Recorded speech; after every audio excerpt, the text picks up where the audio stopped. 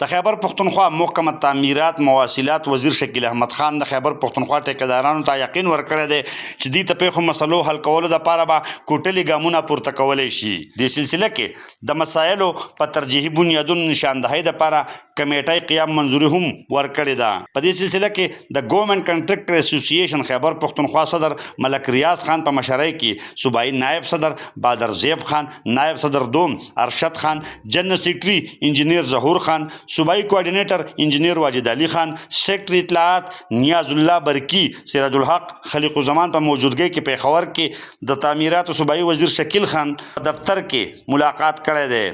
ملاقات کې سیکرټري تعمیرات هم موجود و. ملاقات کې ټیکدارانو خیبر پښتونخوا کې دې ته پیښو مسلو شور و شو منصوبو ته پن نشتوالي بقایجاتو ادایګۍ په شمول نور ګڼ شمېر مسلو ذکر او حل غوښتنه کړې ده. په دې موقع شکیل خان د ټیکدارانو صوبایي مشرانو ته د دې د مسلو د حل یقین ورکړی دی او په موقع موجود سیکټري مواصلات و تعمیرات ته د مسلو نشاندهۍ او حل لپاره کمیټۍ جوړولو احکامات جاري کړي دي او دا یې هم ویلي دي چې په کمیټۍ کې به د صوبایي کابینې غړي هم شامل وي.